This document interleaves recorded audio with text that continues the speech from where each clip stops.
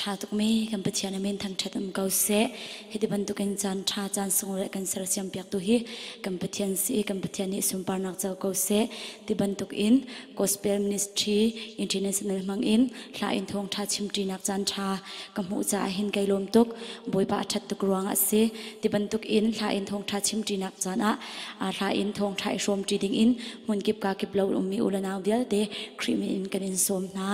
hla in thong tha kan ban chim jo ko lai boi pa sumpar nak ding cha a aulo boi pa jo ko lai ti mi thang that nak thiang si lai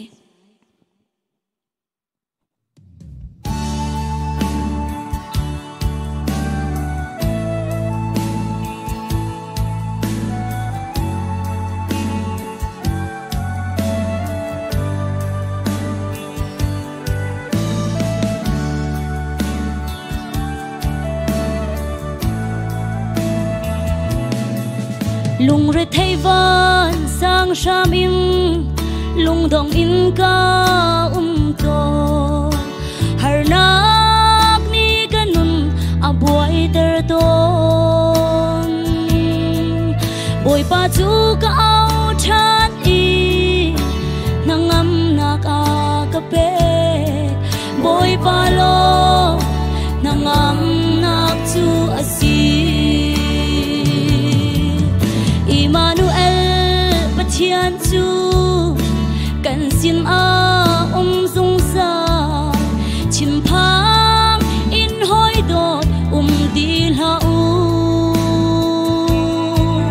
lung re thei na ton chan le har nak na ton chana boi pa chu som lo an bom kau la boi pa chu na chil lung ti lak in ao lo na ao na ko chu an le lai adot mi afa le cha chil cha ko khang tu bo ao lo boi pa chot kau la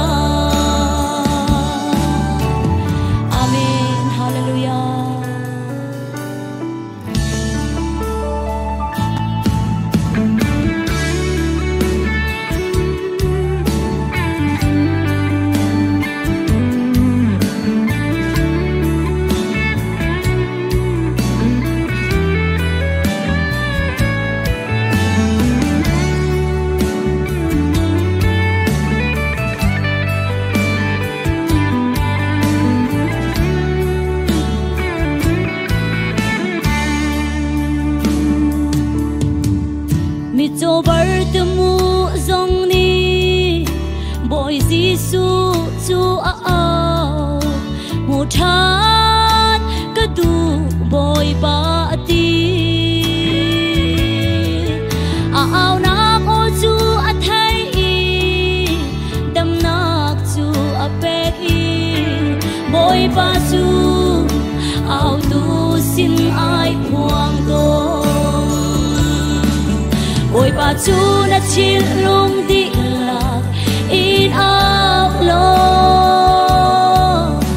na ao na ko chu an le lai adot mi afa le cha chil cha ko khang tu bo ao lo boi pa